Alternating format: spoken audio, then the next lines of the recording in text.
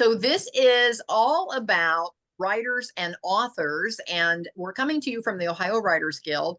However, we're not just limited to Ohio. We have authors now all around, all different states. I was just talking to Ray last night. We have a couple of authors now in Georgia that is connected to our group. So I took over the Ohio Writers Guild. It was a Facebook group several years ago after I retired from my day job and went full time into mentoring and coaching. And when I took over the Ohio Writers Guild, it had less than 1,000 members, and we've grown it to over 3,000 members now. And we, of course, have our meetup group as well, which is how some of you indicated today that you found us. So welcome. I'm glad you're here. And I have myself, Kathy Benner, I'm a passive income mentor. I have an actual online academy, and I have put together some light coursework. It's not heavy duty. If you're just a brand new author, this is a great way to get started. And in the academy, we go through an entire series of how to get published, and then all the other topics, how to get your writing done. I don't know about you, but sometimes it's hard to find time in the day to actually sit down and do the writing. And then how to do the editing, and then how to do the uploading, how to get it either self-published or get it out to a publisher or find an agent. I mean, there's just so many parts and pieces to this journey. And then, of course, when we get to the other end and we finally are published and we've got that baby that we birthed in our hands and we are ready, we're like, how in the world do we let people know we have our book, and how are we going to market this? How are we going to sell this book? And especially for some of us that are hoping to monetize our writing. And we're like, oh gosh, gee, there are folks out there that are making a living at this. Is there any way that I possibly could make a living at doing this?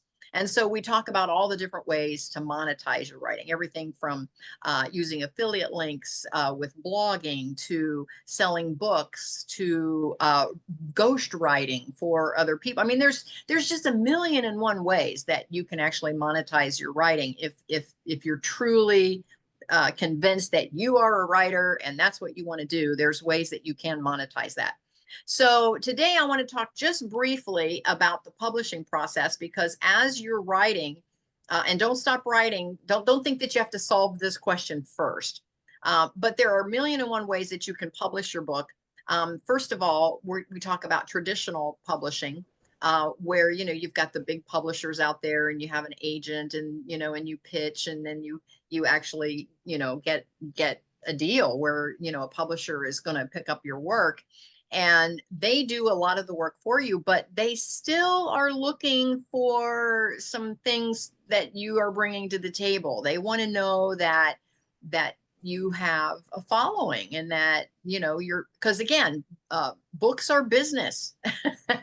And if you want to monetize and make a living at this, then you have to keep that in mind at some point. Now, if you're just writing to be writing because you want to write and you want to just do it for your own pleasure, or you're just writing your memoirs for your own family or for a legacy, there's always that aspect of it. But if you want to write and make a living or monetize your writing, you do have to keep in mind that books are business.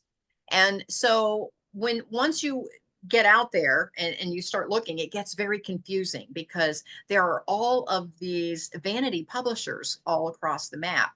And then everybody says, oh, just self-publish, because then you can, and you're thinking, oh my gosh, now I got to wear all the hats. I have to figure out how to write the darn thing, how to edit the thing. Now I got to figure out how to upload it. And I got to figure out where I'm going to, post it, and, where it's going to show up. And you're thinking, that's just overwhelming.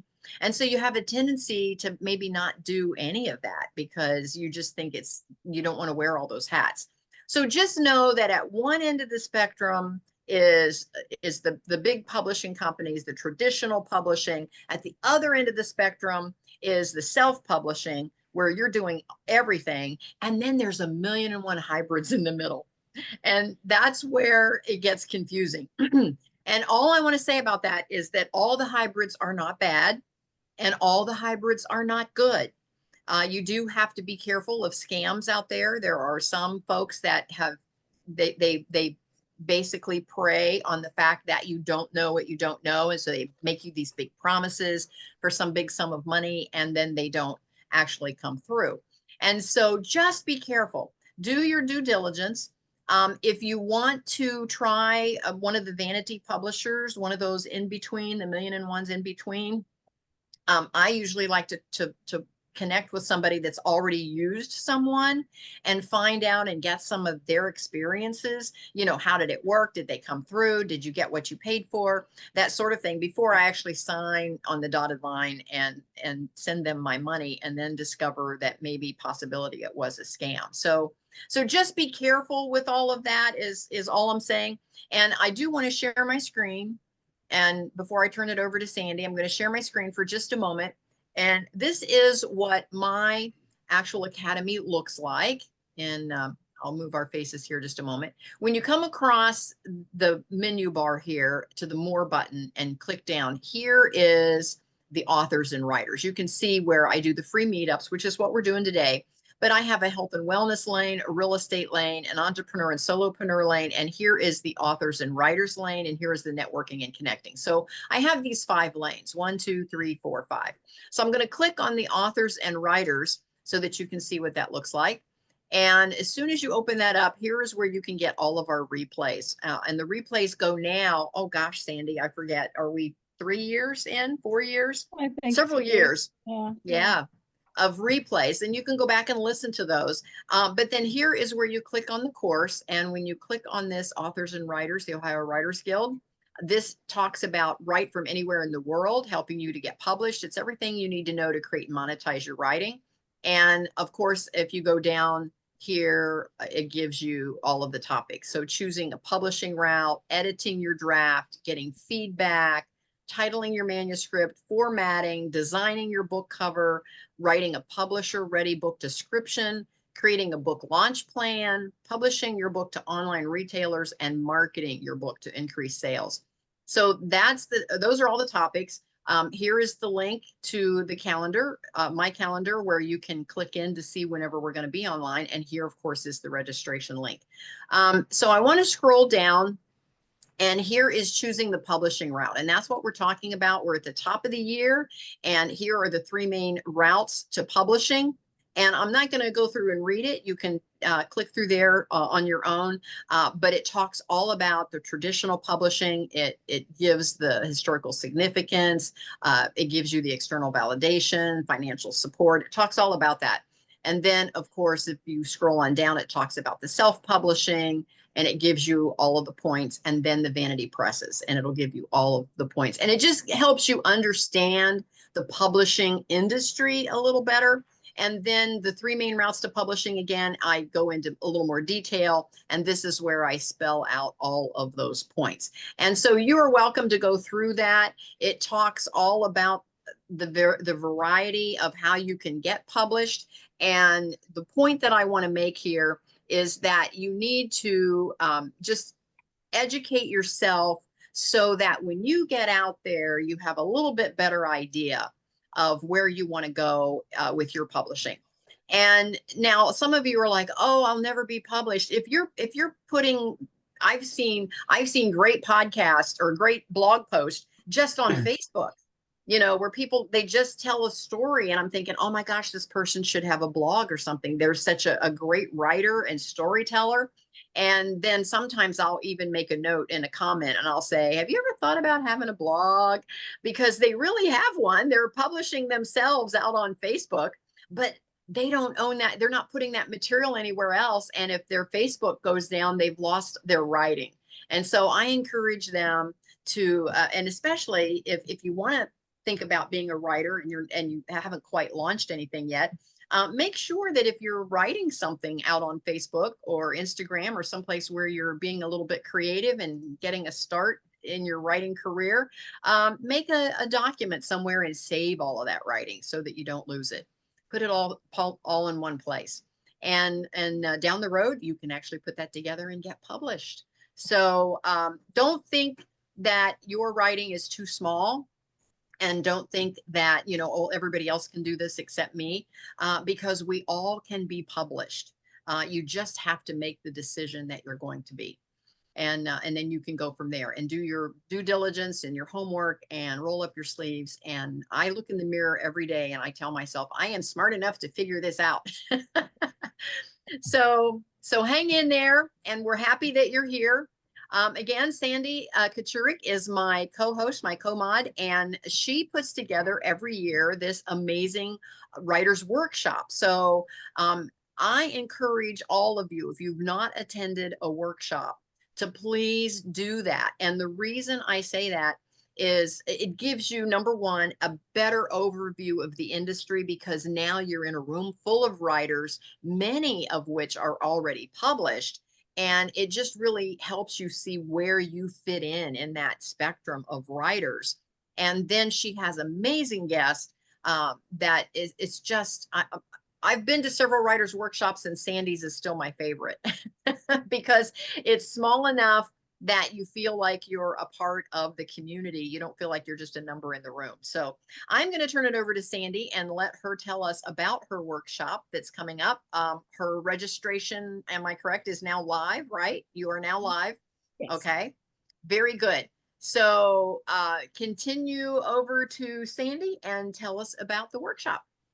Thanks, Kathy. And it was about 3 years ago when writers, anybody doing something wants to find an audience who wants to hear what they have to say or buy what they have to offer. And Kathy's group here, I thought, maybe I'll ask, would she let me talk about a writing workshop? And so for the past few years, that's what I have done. I have been owning a writer's workshop since 2019. Started off like Kathy, helping out somebody who wanted to do it.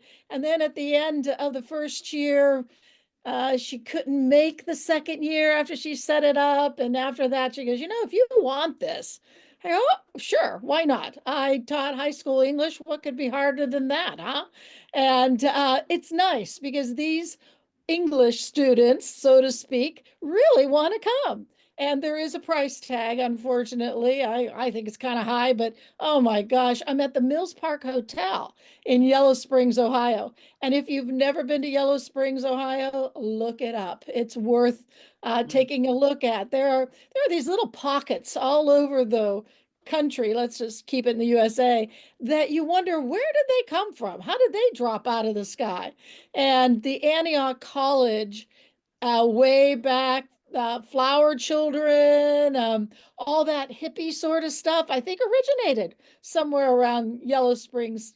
And they haven't quite lost, and thankfully, haven't quite lost that uniqueness. So it's worth just coming down for the weekend. Well, I moved from a little community center in Yellow Springs to the hotel, and it's a gorgeous hotel. And there are gorgeous people there as well who are helping put the physical part of this workshop together. I only work with a couple guests. I don't usually have more than 3. And when I have them, I keep them for the whole weekend. This year, I have 2. I have a literary agent. Her name is Vicky Salvaggio, and she owns, as well as agents for Storm Literary Agency. And if you're interested in pitching your story to her, but you don't think she's going to represent your genre, then look at her Storm Literary Agency. Because I've asked her, I said, so what do you think? If you think one of your employees, your other agents, would represent somebody pitching to you that weekend, could you pass them on? She goes, absolutely. So there's that. And why a literary agent?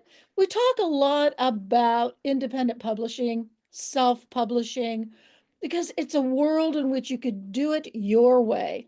But I've heard, I've read, I've people have talked about this traditional publishing, getting an agent, should I, shouldn't I, just like Kathy was talking about.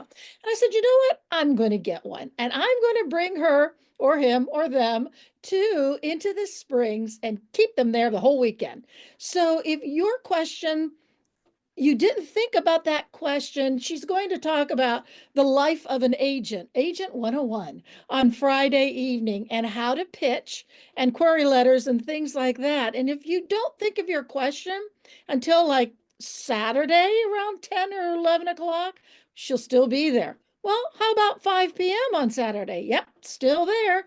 And what about Sunday morning until noon? So I kind of eke out as much as I can from my featured guests, and I keep them in the same space in the banquet hall for the whole weekend. So even though they may not be giving a presentation or leading a session, they will be there. So if there's a break or a pause, or they may interject something into the conversation what the other guest is talking about, politely, of course. My other guest, by the way, this is one of the first times I've had somebody on repeat. So I've been doing it. This is my 7th year. And this is Juliet Highland. And she is on her 25th romance book with Harlequin Romance.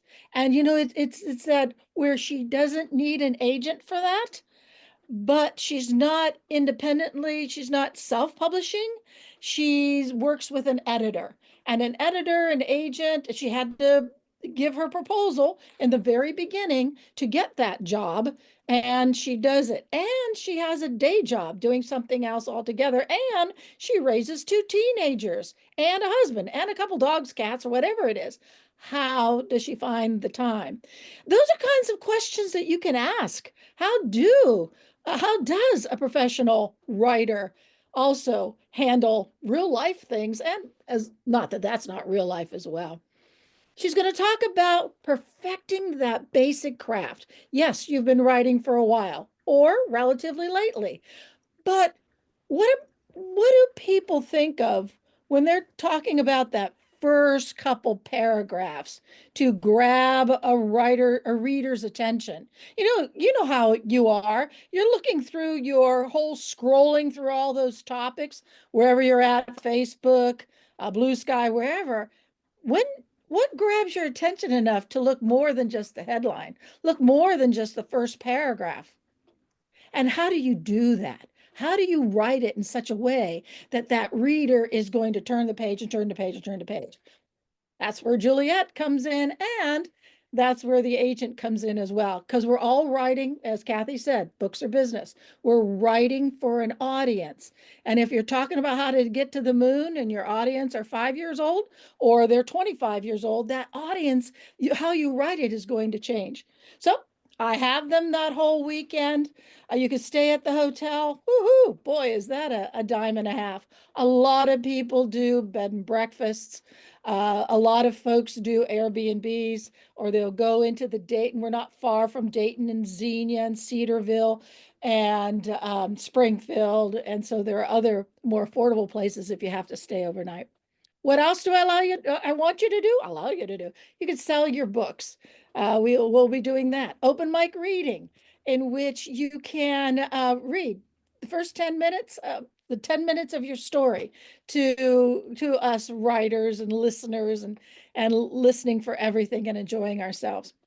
And if you want, for extra money, a private critique of the first 10 pages of your novel, you could do that with the agent or with Juliet or both. That's a little extra. Not only will they do in-text comments, but they'll meet with you in person for up to 10 minutes and chat about what you want to chat about. And if you want to go over that 1-page query letter, yes, it's 1 page, but it could make or break you as a traditionally published author. So it's pretty doggone critical. You can have her evaluate that as well, though she will be talking about that over the weekend. And like I said, giving pitches, and pitches where you've got about 3 minutes to pitch your book to her, and she knows that fast, because the rest of the 10 minutes she'll be asking you questions. She'll know by the end of those 3 minutes if, like, oh, I could use this, or oh, I know somebody in my staff who could do this, or whatnot. Do you have to have your whole novel done? No, but you must know how it ends. Not that you're going to talk about that, but you've got to be able to know how it ends if you're going to pitch it.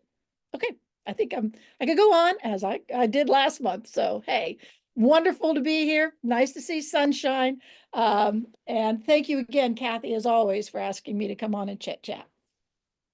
I love it. Sandy, thank you so much. I love your writers workshop so much. And we just have so much fun. And I've made connections while I was there. And like I said before, I've attended other writers workshops because I wanted to immerse myself more into, the author community, and just kind of rub elbows with some of those bigger authors. And I have just met so many amazing folks. And so one of the things that I've realized, and I think I had a conversation with Sandy about this, I've discovered, and this is just my observation, and it's nothing scientific about it, but as I attend these writers workshops and these writers conferences, it seems to me that the room has a lot of introverts in there. That writers a lot of times are a little more introverted. I don't know how anybody else perceives that, but it's a great safe place. And that's Mhm. what I want to share with you. Sometimes I think writers, they have the creativity and they want to be a writer and they want to come out of their shell, but they are somewhat, shy or an introvert. And so they have a tendency that they don't want to be in any crowds at all. And I'm telling you, these writers' workshops are a great safe place because there's going to be 30 or 40 of you in the room and they're just like Yeah, you. yeah, So, that's so for sure. take a chance, step out, attend, find something in your area. I don't know Hmm. where everyone is from. Put over in the chat, make sure it says to everyone, but put over in the chat where it is that you're coming to us from. So we see Yeah, where that'd everyone be is fun. today. Sure. Yeah. And just So as a teaser, I have a discount if you I opened registration January 1st and there's a discount until January 31st. But even then, this is it. This is where you go up to the agent or the professional author, Juliet, and say, I have always heard that. And then ask them, ask them, ask them. I love it. Yes. Sandy, thank you so much. Now, today I want to introduce Ray DePew to us, to everybody on the call. And of course, then we're going to put him out there on all of our audio channels on our podcast. Now, I do not have a bio for Ray. So Ray, as we get started, tell us just a little bit about your background and your history. And then in this first question with what inspired you to create the National Authors in Grocery Store programs. And so this is going to be amazing for everyone because you are going to find when he finally gets to telling us the numbers, you're going to find this unbelievable. So Ray, give us a little bit of background and how you came about starting the National Authors in Grocery Store program. First off, Sally, Kathy, thank you very much for having me today. Everyone else, thank you for having me here. Sally, Jada, Linda, Sylvia, did I miss anybody? And Leslie, I don't think I've missed anybody. It's a pleasure to be here today. Thank you very much. So my humble beginnings, I'm not going to go all the way back to my birth. I was born in the Northeast. I was born in the Hudson Valley of New York, which is a very much a storytelling tale fable kind of like area from all the days of, with Edgar Allan Poe and all the times of Washington Irving and everything else. That's the kind of area I grew up in. My family came to America in 1621. We've been here over 400 years. I'm the 9th or 10th generation, if you will. We've known presidents all the way back through Abraham Lincoln to even George Washington. We've had a long history in the country. I even have a motorcade picture of my great great great uncle in the car with Teddy Roosevelt, which is pretty wild.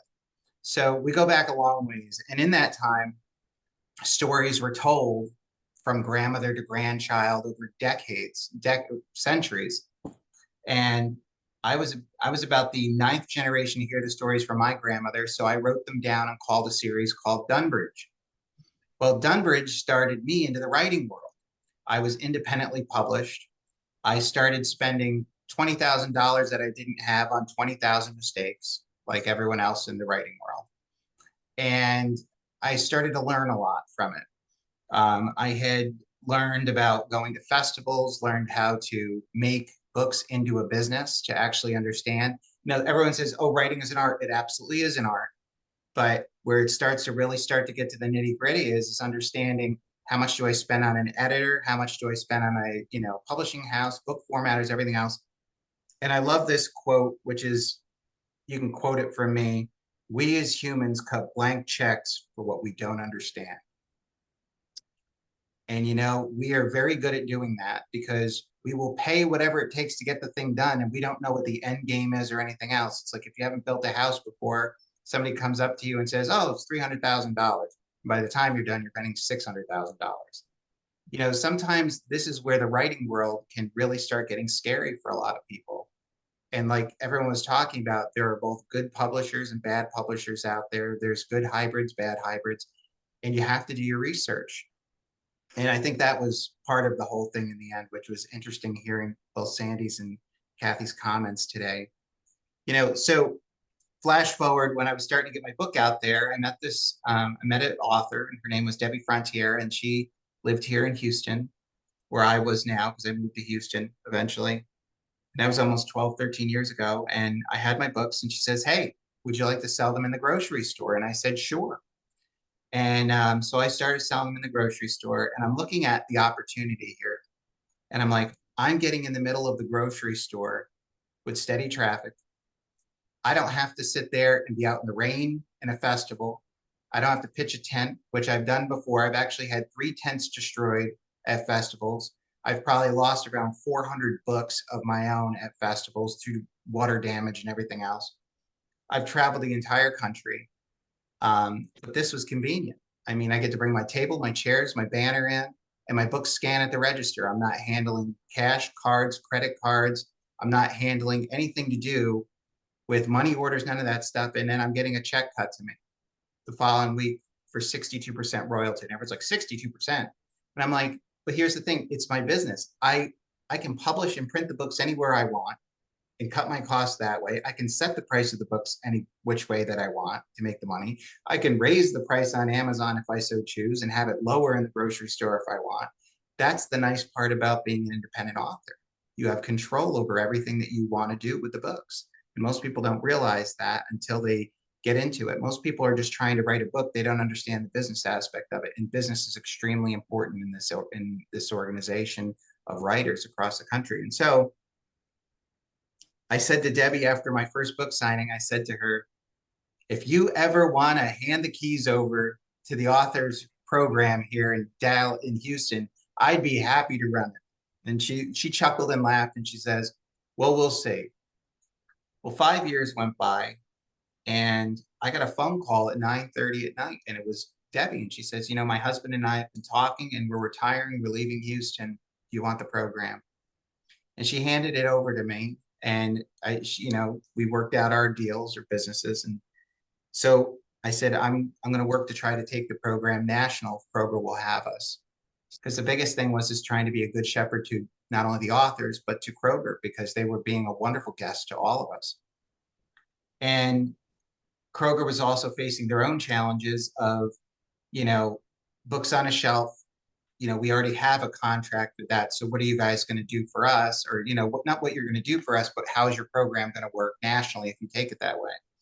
And I said, well, we'll be like a national park. We'll pack in and pack out. Does that work for you? And we can follow our scan-based trade process, which is, the books are at the register. We bring them in. Customer picks them up from our table, scans them at the register, and off they go. They said that works for us. So slowly but surely, we added Texas. We added Michigan. We added Ohio. We added Kentucky. We added Tennessee, a little bit of Indiana, Southern Indiana, Alabama, Georgia, Southern South Carolina, Arizona, Colorado, Southern California, Washington, Oregon, Idaho, and Alaska. We're now in 20 states across the country. And when we first started out, we were only in about 200 stores. Today, we are in 1,500 stores nationwide, which is amazing. And the authors in the program, we have about 160 active authors. Last year alone, they sold 26,000 books in the program. And everyone's like, well, that doesn't sound like that much. Yeah, they were selling them at the full value price of what the paperback book would sell for, not 99 cents. And they weren't free either. So, that's another thing. I don't want to get off track, but one thing that, and I'm glad to hear a writing group here, because this is important for people who are writing books for the first time or getting out there. Why are you putting your books for free and why are you selling them for 99 cents? And I was like, oh, it's a marketing idea. Yeah, but you're diminishing the value of your work. And I learned that for myself. And we have gotten so accustomed to the 99-cent free, the $1.99, oh, which we don't have to print it. It's just Kindle and everything else. What's the difference? It's the same quality of writing that you went and put into that book, whether I'm holding it or not. You know, paperback at one point is going to have a shelf life where it could disintegrate. Digital's forever, and you're giving it away for 99 cents.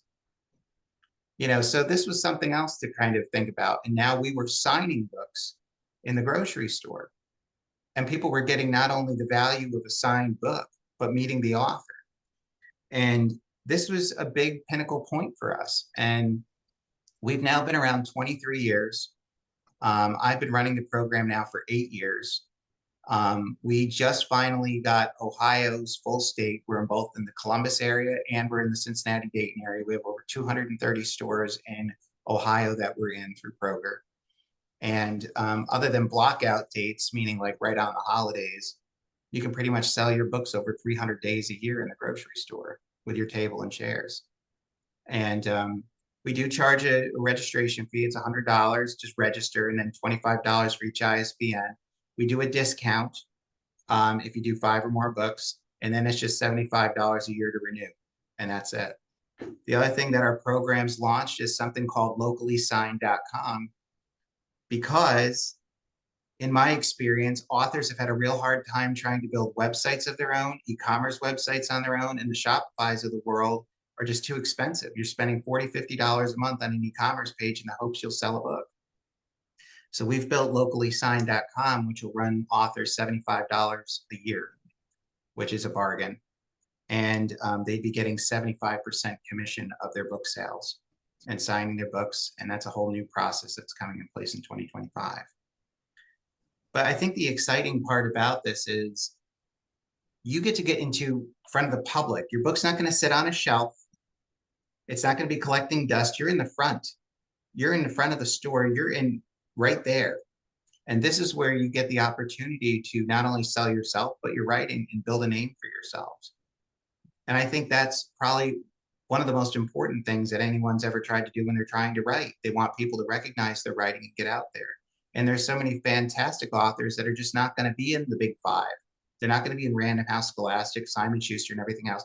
That doesn't mean their books are not good quality books that the public should see and recognize.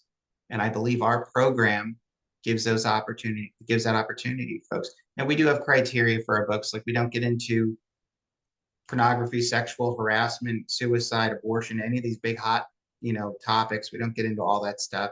Do a lot of children's, sci-fi, fantasy, short stories, memoirs, inspirational books, and they do very well. So I'll take a pause there because that's a lot to digest what I just said. So.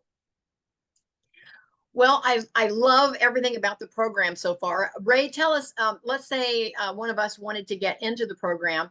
How do you actually review their book and decide whether it fits the program or not? What's the criteria for doing that? As long as it doesn't have the aforementioned topics that I have, pretty much you're good to go with the program at that point. It's when it becomes a gray line. When it becomes a gray line, we have a reading circle in the program that will actually review and vet the books and say, it's a go, it's a not. It's a $25 charge for it, but if the book passes the reading circle, the $25 goes toward your registration.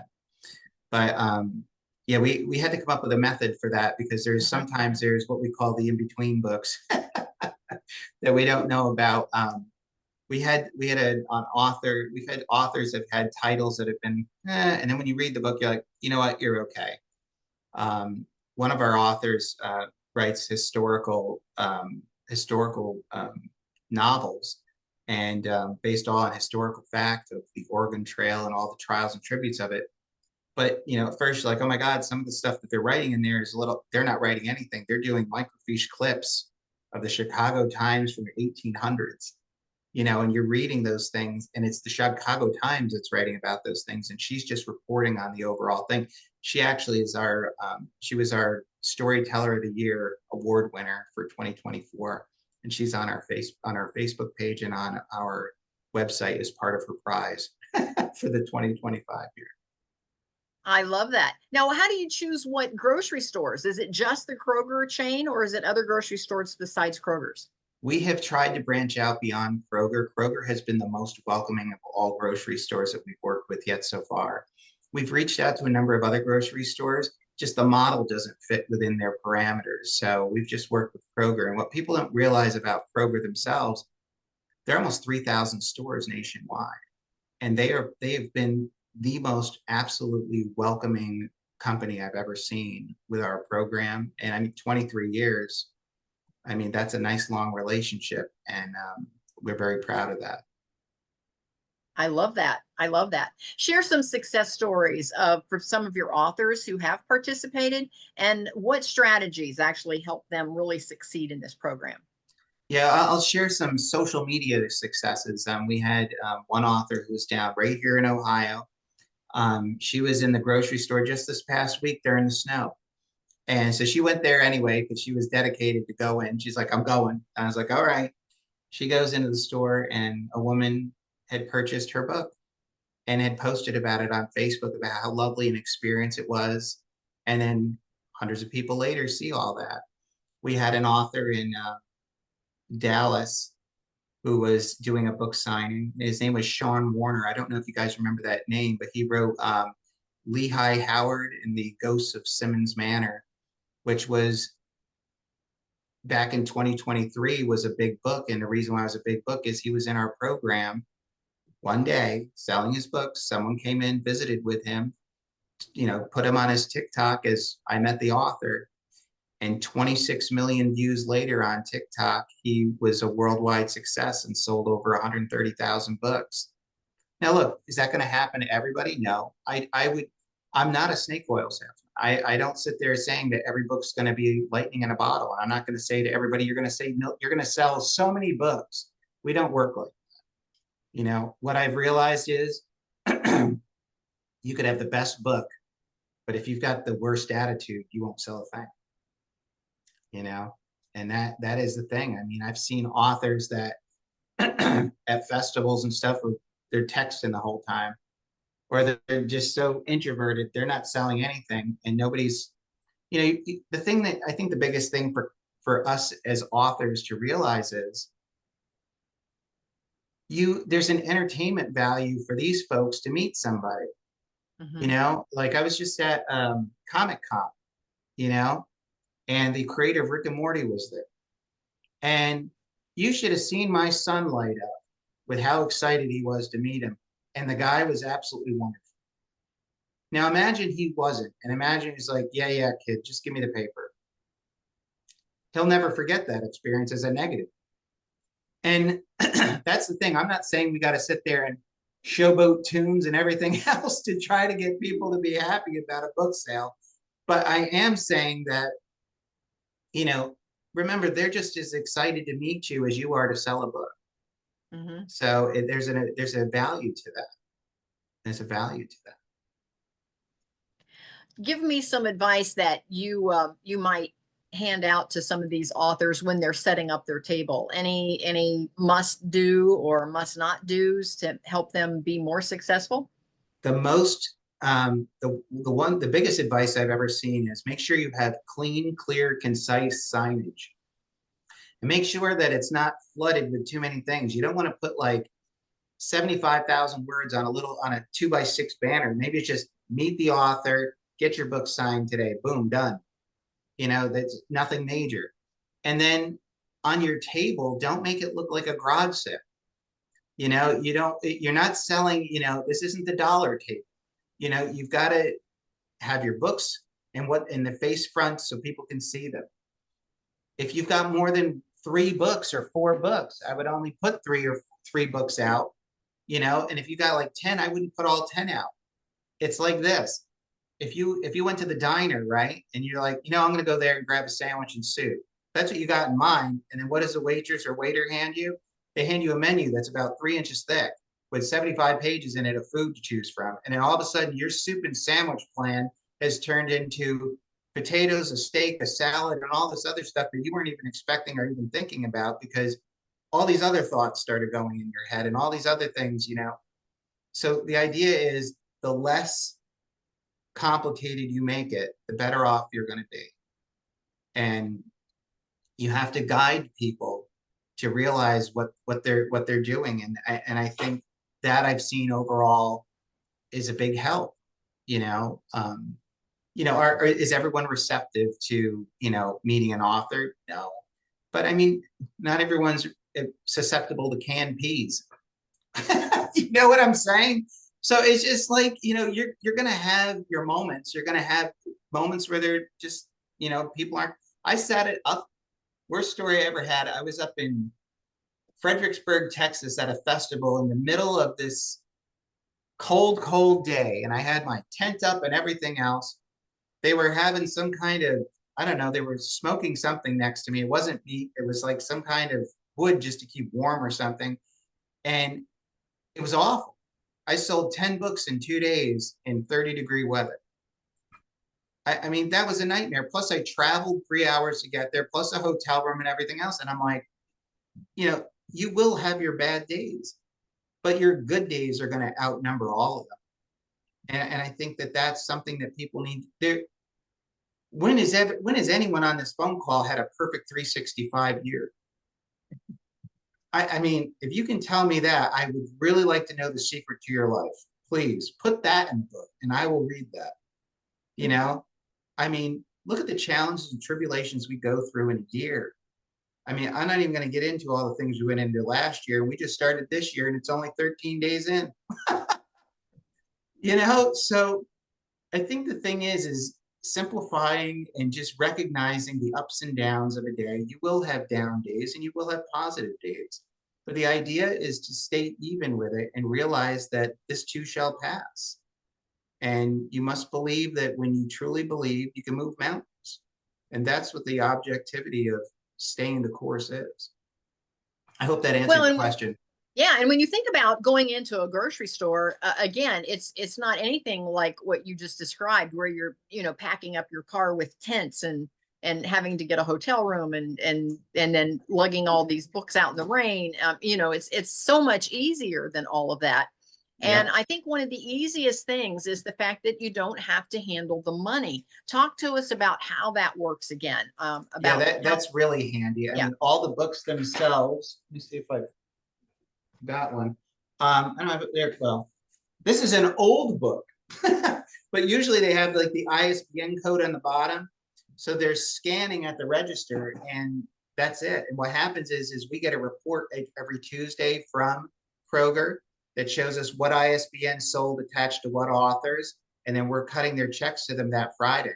So if you're selling between Sunday and Saturday, the following Friday, you're either getting a Zelle payment or a check sent to you. So you're not waiting 120 days like you are with people for your payments. And what we've learned is that's not what we've learned. Think about any of us. None of us like to wait for money that's owed to us. That's terrible. And especially in the book industry, if you've got, if you just sold $500 in books this week, you want to do it again. And if you're waiting for a check for 9 months for that $500, or you got it next week, you can go invest that again and go buy more books and do it again. And that's the whole thing. When the momentum's high and you're positive about it, you want to be able to invest in what's going and working right, not wait on it. And I think that's important. So, and I never liked waiting for my money when I'm on Amazon. And I mean, they keep extending it out. I'm sure by the time my daughter's 25, it'll be 3 years before you get your check payment cut from Amazon. And look, Amazon's a great place. I've enjoyed, the publishing platform there is useful, but there are challenges to it. Trying to get the format right, trying to understand the Kindle formats right. Even Ingram Spark has their challenges as well. And that right there is a Rubik's Cube unto itself, Ingram Spark, to get a book loaded on there. But we've created contacts within our program that when you sign up, there's people there that can help you, people that do editing, formatting, can load books onto platforms for you, and that's the kind of stuff we try to do, is that community support. So, but did I answer your question, Kathy, or did I go over the Yes, top? yes. So when I have my book and I'm at my table and I autograph the book and then I hand it to the person and then they just check out along with the rest of their groceries. They just take the book up front. 100%. The one thing we do is we have authors scan a copy of the back of their book and hand the paper to the customers, and then they come back with the receipt. And we do that because the grocery industry over the past 100 years has always done these giveaways. So they're when they see somebody in the store, sometimes they've got the idea that maybe this is going to be a giveaway. So we do that method, which helps us out a lot with keeping track of Okay. sales. So that's another thing that we do as well. Okay. So that makes it nice and easy for the author. Don't have to handle any of the money part of it at all. No. I love that. I love Nope. that. Plus, it's dangerous running around with all that cash and everything else. Yep. I can see that. Yeah, I can see that. You're sitting there and then you're trying to, you know, especially if you have 2 or 3 or 4 people come up to your table at the same time and you're trying to juggle that. And if you're a little bit of an introvert to begin with, now all of a sudden you're feeling kind of overwhelmed, depending on how the day goes. Yeah, because you're literally flipping out of the book signing world into the math world. Yes. You know, Yes. and it kind of gets challenging. Now, how do the grocery store customers perceive a book table in the middle of the grocery store? What we've noticed over the years is it's been a unique opportunity, you know, and I think when people first hear about it, like if you listen to, you know, sometimes if you're looking at some comments on Facebook or whatever else, like how does that work? You know, they're just like, that just sounds weird. And yet when the customers are actually physically there, they're like, this is pretty neat. You know, I'm getting to meet the author and get my book signed today. So I think there's a there's a conceptualization that's hard for people to contemplate when they're not actually seeing what it's like. And then when they see what it's like, they're like, wow, that's pretty cool. You know, it's almost like, you know, it doesn't have to be food, you know, that when you're in a grocery store. I mean, the grocery store industry has changed so much. I mean, think about it. You can get pans, pots, you can get some places furniture now, clothing. I've seen toys in some of these supermarkets that are just amazing. But, you know, I think what's interesting is, you know, the overall reception has been wonderful, you know, and the customers have been very polite to us. And it's been a great experience from that standpoint. Absolutely. Sandy asked, what is the actual name of the program again? National Authors in Grocery Stores program, and you can look at us at authorsingrocerystores.com. Very good. I love that. Do you recommend particular promotional techniques to these authors to maybe get some of their, I'll call it their fan club or their tribe to actually come to the grocery store for the book signing? Yeah, what I've noticed is a lot of authors will actually sit there and set 3 and 4 months of book signings out, and then they'll create what they would call a tour. And then they'll post that tour up on Facebook, or they'll post it actually in their community at the gyms, the Starbucks, or whatever else. And when they do that, they're drawing their fan clubs in, or they have mailing addresses where they just email everybody out, hey, I'm going to be here. And people will come in and do that. Email lists are important when you have reading groups that read your books. You know, there's, especially if you're constantly writing. We have I'm sorry, guys, I'm battling allergies in Texas. 1 second, I don't want to cough your. I get it. I get it. We've had some of that going around here in Ohio. I may seem superhuman, but I'm not. You know, so I think promoting is important, but I see a lot of social media working to that advantage. I also see a number of folks posting outwardly to their own writers guilds, their own writers groups. And Facebook has been a wonderful tool for that. I've seen that quite a bit. But I've also seen people posting their book signings in public libraries, gyms. I said Starbucks before. And in some cases, some of the stores will allow you to post that you're going to be there the following week. there ahead of time.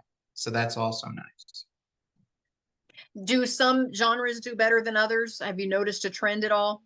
Yeah, I actually children's books do wonderful, inspirational do well, short stories do very well. Fantasy do really well, science fiction does very well. Um, some memoirs do very well. Yeah, I think those would be the hot topics there in those cases. Um, we haven't really gotten into romance just because of the subject matter in a lot of them, but usually Christian romance does pretty well, which we've noticed. That's been good. So yeah, those would probably be some of the top topics or genres that do very well in the program overall. In fact, in our top 10 list, I'm trying to think, it was like we had 3 children's books in the top 10 list, 2 short stories in the top 10 list, and actually the number 1 story was a memoir. It was a gentleman that wrote a book in Dallas, Texas called Old Fart Advice, which was all based on a sheriff who lived in town that was his relative, and the stories and things that he went through right up to his funeral.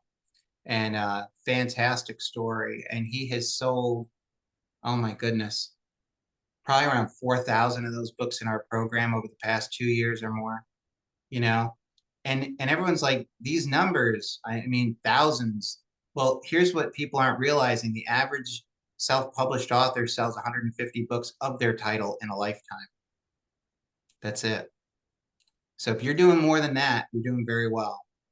And I can tell you that if you're out there, you'll definitely sell 150 plus books in our program in a year. That's no question. I can guarantee that. I mean, your book has got to be terrible. It would have to be the worst terror. It would have to be a bad combination for you not to, be able to do it. But, I mean, look, there are some people that just don't have the time to dedicate it to. And that's the other thing too. It does take time, I mean, and when I'm saying your book's not going to make it, it's because you're not even out there. If you don't do a book signing, I can't say that you're going to sell anything. I can't make that promise. Yeah, you're in our program, but if you don't do a book signing, what can I do? There is no magic wand to sales. I will say that right now. And if there was, we'd all have one, and everyone would be a bestseller.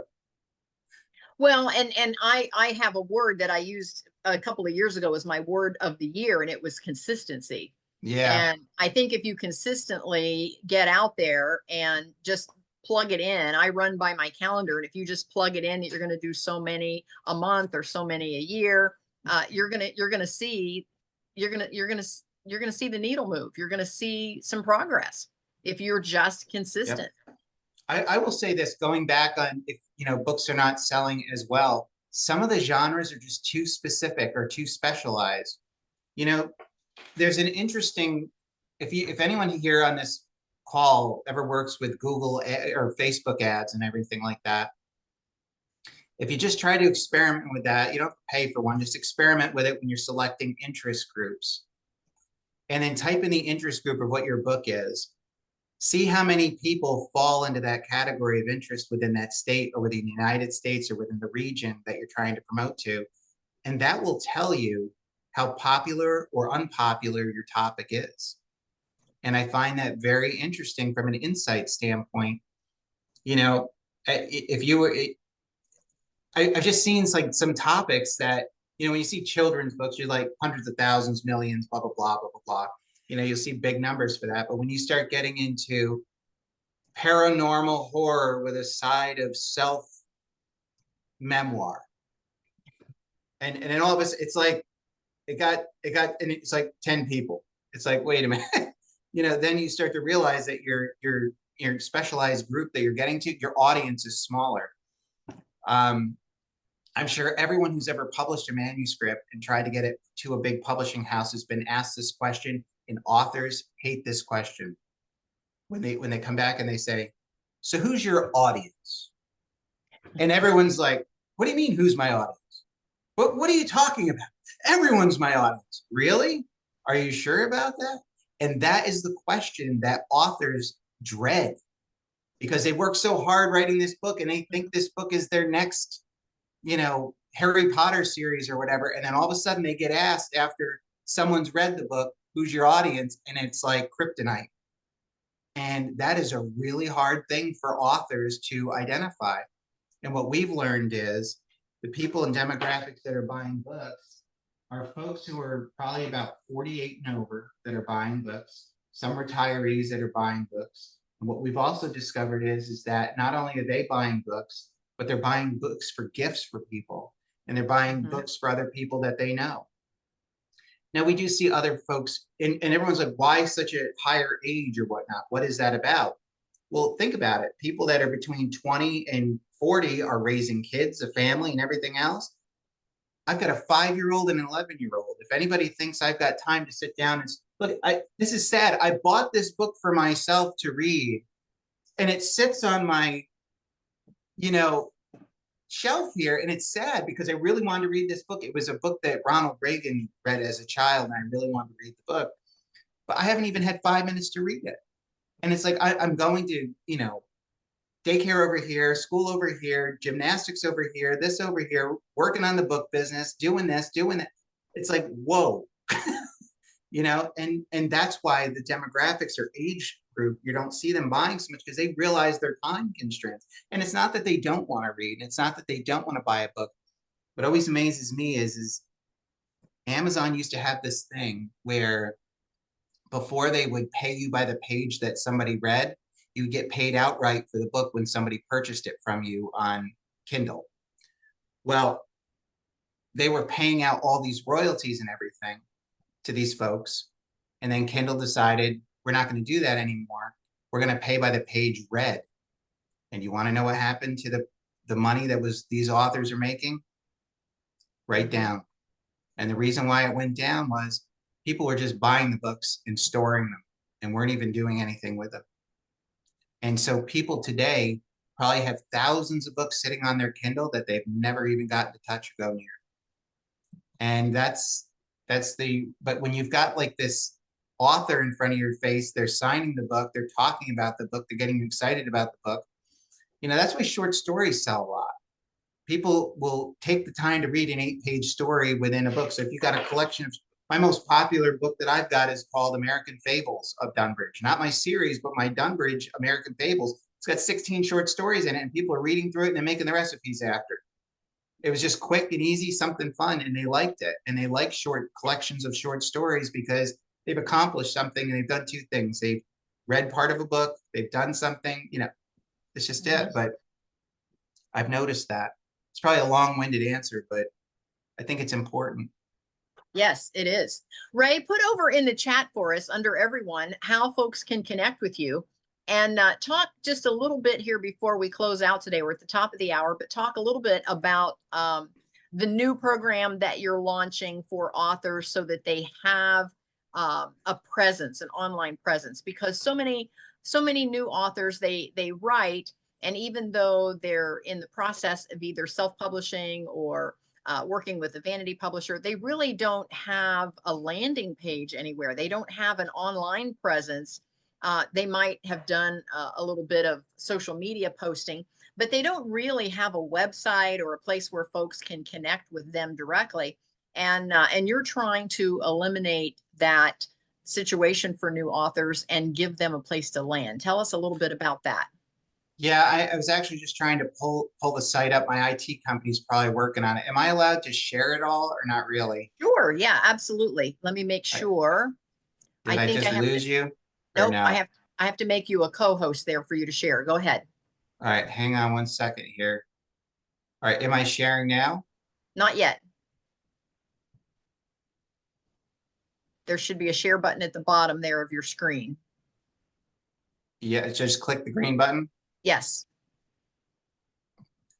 And then it'll show your computer, and you may have to click on which screen you want it to go to. Yeah, sorry for all my private stuff coming up, but it is what it is. Can you see my screen? Yep.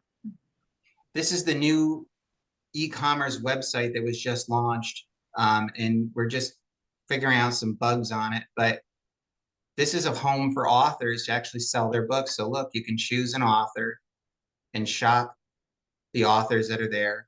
There's me. There's some other authors that are in here. These were just loaded by our IT company to try to get a feel for what the website would look like. But look, you can click on it. You read a little bit about, and now I've got my own bookstore. There's what's about, everything about me, and there you can order my books. And then when the order goes in, the order goes directly to the author with the printed USPS media mail label that you just print off, slap it on an envelope, sign the book, and just drop it at the USPS store. That's the end of it. Really quick and simple, you know, but that's the point of this whole thing. I think this was interesting for me. Our little motto of signed by the author, not a robot. And everyone's like, why would you say that? Because Amazon's been getting into this whole litho signature thing, and so is Barnes and Noble. And that's not the author's signature. That's just, this is real. That's somebody who's taken a picture of it and thrown it in a book. You know, and this is the future, I mean, in my opinion, of, you know, book signings. Imagine you're sitting there having a Zoom call with your authors or with your readers, and you share the link to your shop while you're there. And now they're able to get signed copies from the author after doing that online book signing. And I think that's pretty cool, you know, and eventually we'll be having links to their, you know, own Facebook pages and everything else added into here as well. So that is part of our future here. But just while I'm at it, I'll just share with you, this is our website that we have currently. Those are all the states that we are served in right now up on the top. We're starting to run out of room, which is a good problem to have. That's a good problem.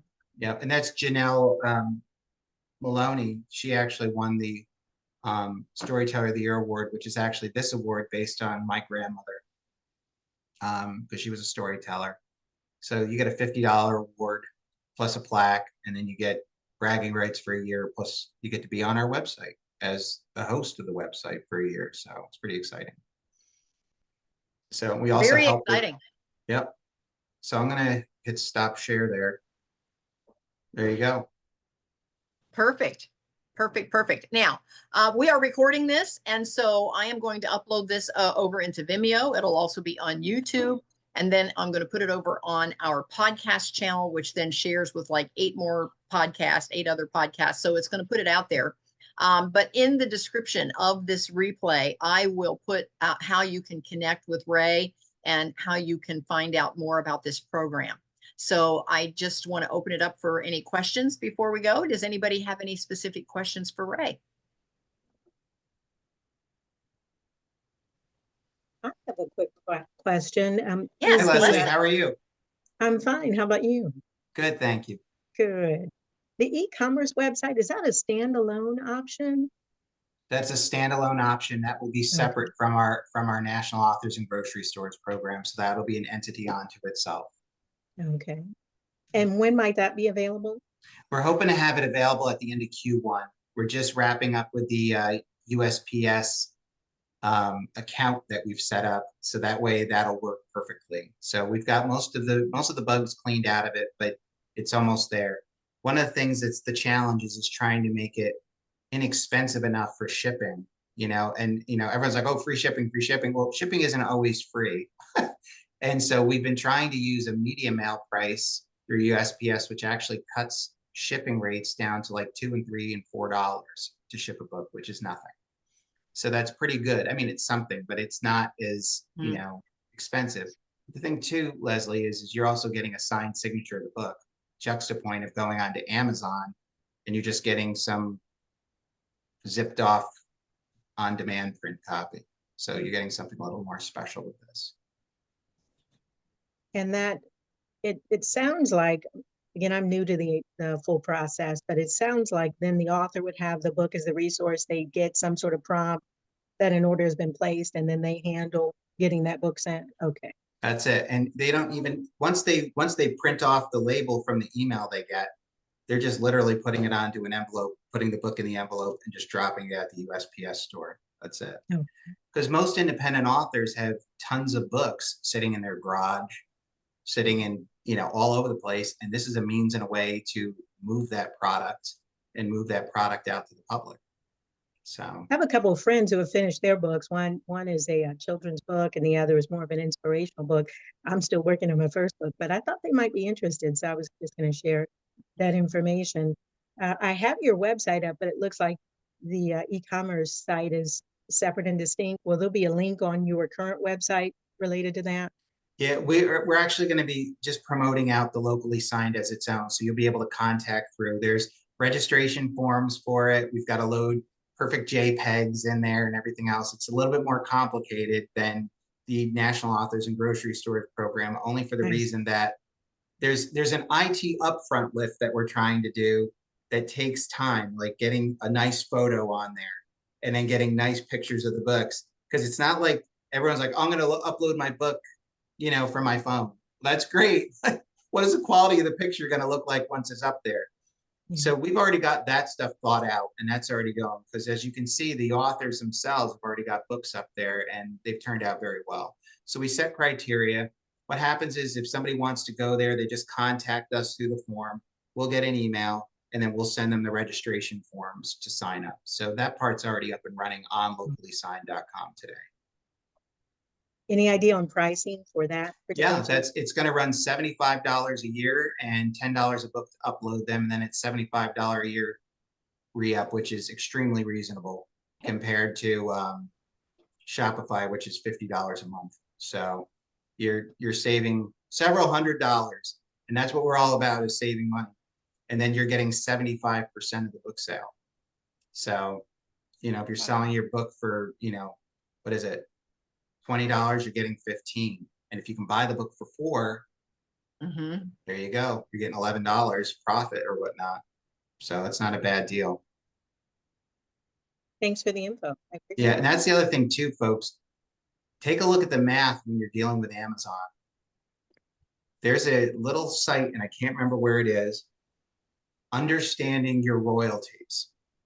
And what's interesting about it is when you sell a book for $20 on Amazon, they're taking off their price to print the book, plus then they're taking off their 40% that they're taking, and then you're left with what's in between. And in that case, when you do a $16 book, you're making like $4. Yeah. That's a big difference. Yeah. A really big difference. Yeah. Hope they answered your question. Yes, I love it. Thanks so much. Any other questions? Thank you for that, Leslie. Any other questions before we go? You know, it's only been within the last month or two that I heard of authors in grocery stores, and it reminded me of, is it Jerry Seinfeld, comedians in cars getting coffee? And I thought, what's this? What is this with grocery stores and authors? I love the idea. And here you are, live and in person. That's pretty cool. So it's not just something that I saw on Facebook. There really is some substance behind it, and I think it's thrilling. It's kind of funny you said that, Sandy, because I almost wanted to print a sign that says we're not a scam. Yeah. Oh, yeah. And I know folks who have been successfully published on via Amazon, and now they're rethinking staying with them because their Amazon is doing all kinds of crazy stuff. So I like the fact that not a robot, you know, there's a lot of trepidation dealing with chat bots and bots of all kinds and IA, and it just sounds authentic what you're doing. And if your audience is 48 years and older, they remember a time when you bought your books in a bookstore and you handled them and you paged through them. So you're kind of hearkening to those folks as well, because they still may be going to Kroger. So it's good. It's 100% true what you're saying, Sandy. 100%. 100%. So thank you for that. A lot of work, but thank you for that. Yeah, it was a lot of work because we just did 1099s for last year's book sales, and I was up till 2:30 in the morning doing them, and I was like, I need to finish. Yeah. Oh my gosh. So but you know, it's funny. It's funny you said that. There is a lot of work behind the scenes that goes into this program that people will never see or ever understand. It's not as simple as just throwing you into the grocery store. You may feel that way when you're choosing your store, choosing your week, choosing your date, that it was just that easy. I'm glad that you feel that way. You know what I mean? And that's good. That means we're doing a good job making Yeah. it an easy experience for the authors. That's the Sure. biggest thing for us. It's the same as when you're talking about being out in tents. My husband's a professional artist, and if I haven't been frozen, rained on, blown across the street, all that kind of stuff. But when the potential customer comes in, we're all about, we're doing this all for you, or they don't see that stuff. So, No, hey, anytime you can get we do not do outdoor festivals at all anymore, but I it's nice. go ahead. No, It's funny you brought that up, and I don't want to torture anybody with more stories like I'm sitting on your porch, but I remember when I was in Temple, Texas at a Bluebonnet Festival, and it's a famous Bluebonnet Festival. I said, I'm going to go. So I went there the day before, set everything up beautifully, got everything done. I had an industrial strength tent. I had everything. Well, Texas is famous for what we call the wall. And that's how weather happens here. It's like a wall and all of a sudden it's hot, or a wall and all of a sudden it's cold. And one of those walls hit us and it went from 70, 80 degrees and it dropped the next day to 50, 60 degrees like that. And when it did that, the pressure and the wind had destroyed my tent, and I was 60 miles from home. I did not know it until I got up the day of the festival and came into books all over the place. My tent was bent and destroyed. So just to prove to you how far I went, I was able to take all that down and then buy another spot at the festival under a porch to continue to sell books, and still sold 130 books that day, Wow. still after all that. And you can't give up, No. and No. I had that happen when I was in Oklahoma. The tent collapsed on me. I was 8 hours from home, but I lost 200 books, but I ended up selling 247 in the end. And I even went to Home Depot to go build a plywood sidewalk to my tent over the mud just to get people to go. So you can do all that, or you can go to the grocery store. So your choice. I'll go to the grocery, Kroger's anytime. So I mean that's the crux of it right there. So yes, the real life of a published author. Yes. For yeah, sure. Thank you. definitely. Yes. Thank you. Well, very thank much. you so much. This Thank has you, been Kathy. so much fun. And yes, Linda. I just wanted to add one thing. I have an author friend who lives in Texas who's part of this program, and she has a cookbook. And there were several times we were on an online meeting, and she would be like, "I just came back from Kroger, had my table there." So it's a real thing, and I know a real person who's on the program. Wow. Thank you, Linda. Thank you. Wow, that's Thank cool. you. Yes. Well, I love eventually, it. I'd have to find someone eventually who knew somebody with 20 states. It was almost inevitable at some point. You're not in Pennsylvania, though, are you? No, you're like the 85th person that's asked me about Pennsylvania. As much as the closest we come to Pennsylvania is Columbus, Ohio, which is, what is it, an hour and a half away, 2 hours? Yeah. But I mean, yeah, I reached out to Redner's, but we just didn't get a response back. Sometimes it's a fit, sometimes it's not. But Kroger again has just been the superstar with us always.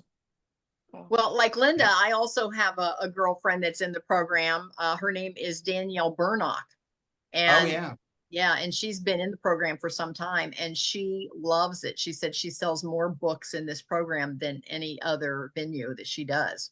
Yeah, she took a break this year, but she was in the program up until December for almost 3 years. And what a wonderful friend of the program. She's absolutely been wonderful, Danielle. So yeah, absolutely. So yes, it is a real thing for those of you that are listening. Thank you so much.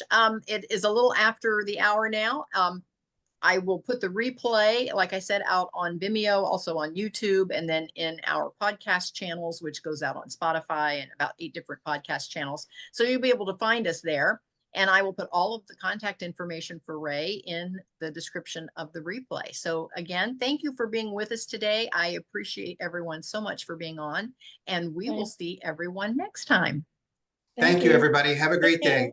You too. Bye. All right, bye-bye. Bye.